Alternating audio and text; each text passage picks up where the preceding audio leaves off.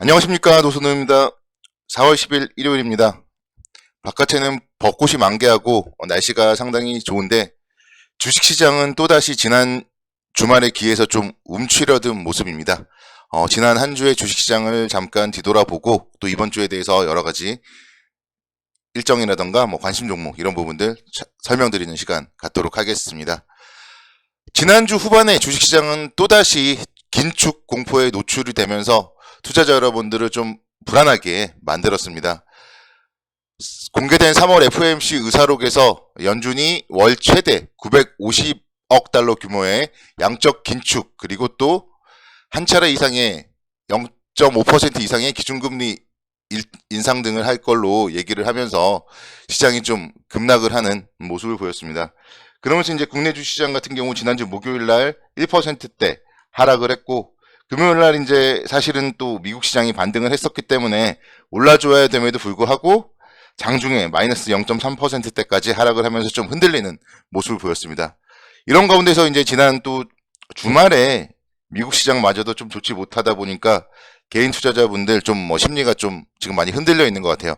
나스닥 지수가 1.3%대 정도 하락을 했었고 S&P 500 지수는 0.2%대 정도 하락, 그리고 이제 반면에 다우존스는 0.4% 정도 상승을 하면서 지난 주말 미국 시장은 혼조 마감을 했습니다.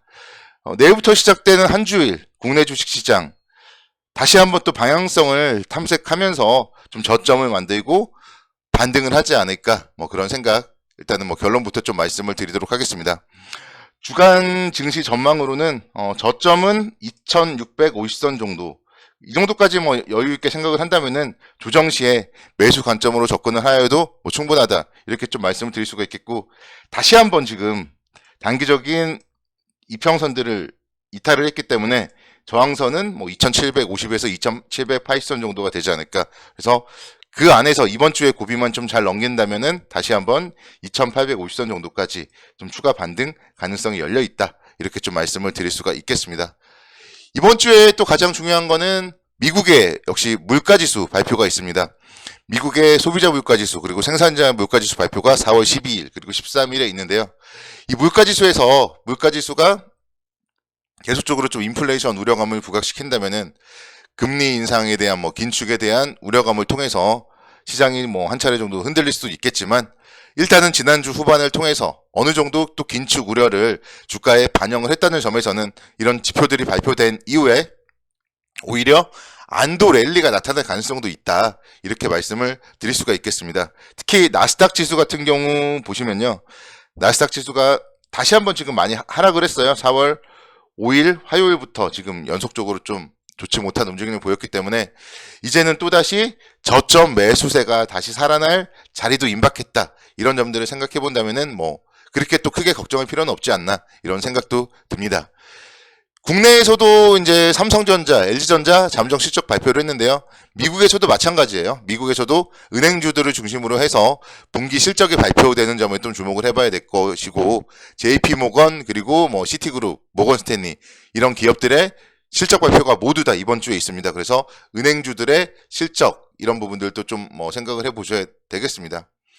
만약에 은행주들이 실적이 부진하게 나오더라도 또 너무 걱정할 필요는 없는 게요, 사실 러시아와 우크라이나의 전쟁 이런 부분들에 따른 시장 불확실성으로 투자은행들의 활동이 1분기에는 좀 크게 줄어들었어요. 그래서 그런 부분들도 우리는 이미 다 알고 있는 부분이기 때문에, 그리고 또 코로나19 팬데믹 때 예치했던 대선 충당금 환입에 대한 이슈 이런 부분들도 있기 때문에 너무 걱정할 필요는 없겠다, 이렇게 말씀을 드릴 수 있겠습니다.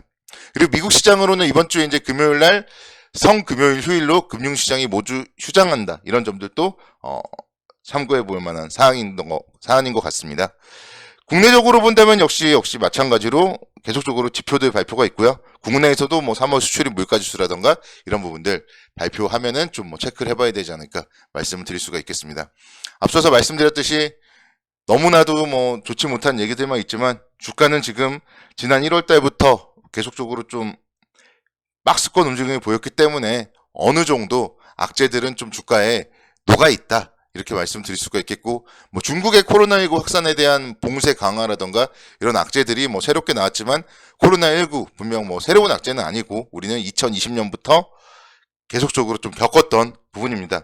여러분들이 지금 좀 정말 생각해야 될 거는 2020년도 4월에도 그랬거든요. 바닥에서는 바닥이라는 확신을 하지 못했습니다. 아, 지나고 보니까 여기가 바닥이었구나, 이런 생각을 할 수 있었던 거고요. 뭐 한두 달 정도 지나고 나서 지금의 위치도 역시 마찬가지예요. 지금의 위치가 바닥이라고 저는 이제 심증은 있는데 확실하게는 뭐 저부터 말씀을 못 드려요. 뭐 그렇지만 또 한두 달 있다가 보면은 아, 지나고 나서 지금이 바닥이었겠구나, 뭐 이런 생각을 좀 할 수 있지 않을까, 이런 생각을 해봅니다. 그래서 시장에 대해서는 결국 두려워서 주식을 사지 못하면은요, 돈을 벌 기회 자체를 잃는 거예요. 그리고 주식은 리스크를 어느 정도 감수하고 좋은 종목을 매수한다면 또 3,000포인트 이상 상승을 했을 때 열매를 얻을 수가 있기 때문에, 지금 이제 봄철이잖아요. 우리가 쌀을 얻기 위해서 씨를 뿌리듯이 주식시장에서도 지금이 정말 2,700포인트 아래가 다시 왔을 때 또다시 좋은 종목들을 싸게 매수하면은 가을에 또 수확의 기쁨을 얻을 수가 있다.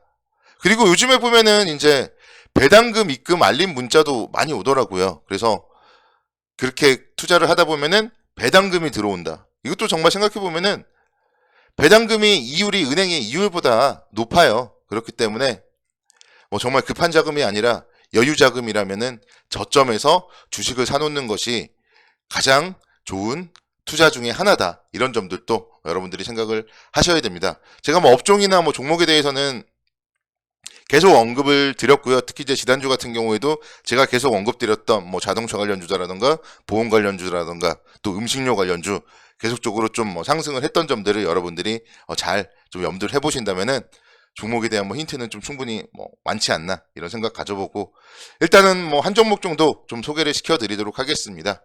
LG전자를 좀 오랜만에 좀 말씀을 드리고 싶어요. LG전자가 지난주 금요일 날 무려 6%대 강세를 보이면서 다시 한번 12만 2천 원대 회복을 했습니다. 뭐 하루에 6% 많이 올랐기 때문에 또 부담스럽다고 생각을 할 수도 있겠지만 LG전자의 주가가 12만 원대라면은 절대적으로 부담스러운 자리가 아니다, 이렇게 좀 말씀을 드릴 수가 있겠습니다. LG전자가 정말 작년도에는 어마어마했어요. 작년 1월 달에는 막 19만 3천 원까지 올라가면서 뭐 F카에 대한 뭐 기대감이라든가 여러 가지 긍정적인 이슈들이 많이 있었는데요.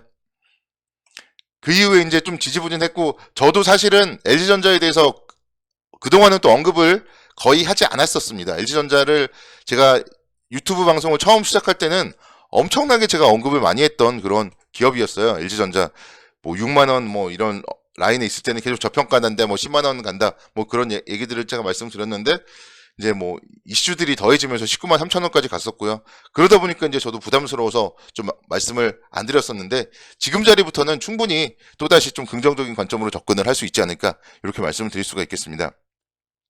1분기 잠정 실적을 역시 발표했는데요. 1조 8천억 원대 이상을 발표했어요. 그러다 보니까 전년 동기 대비했을 때 엄청난 실적 발표를 했다.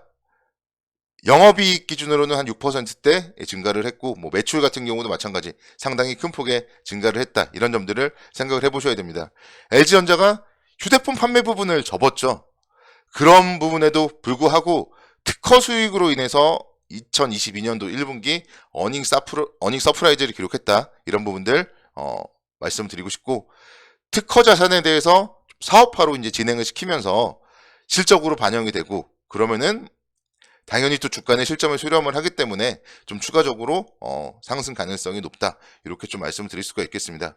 LG전자 같은 경우 요즘에 보면은 뭐 TV 광고도 엄청나게 많이 나오더라고요. 이제 또 지금 황사 시즌인데 LG전자의 공기청정기, 뭐 에어로타워라고 뭐 이러면서 또 광고도 엄청 많이 하고 찾는 사람들도 엄청나게 많습니다. 그리고 LG전자의 스탠바이미 이런 제품들 역시 마찬가지로 제품을 구하지가 못해서 못 사요. 그리고 파는 사람도 제품을 구하지가 못해서 팔지를 못하는 그런 LG전자의 가전들 생각을 해본다면은 충분히 긍정적인 관점으로 접근이 가능하다, 이렇게 좀 말씀을 드릴 수가 있겠습니다. 그래서 LG전자 11만 원대에서는 좀 모아나가도 좋겠다, 이런 말씀을 드리고 싶습니다.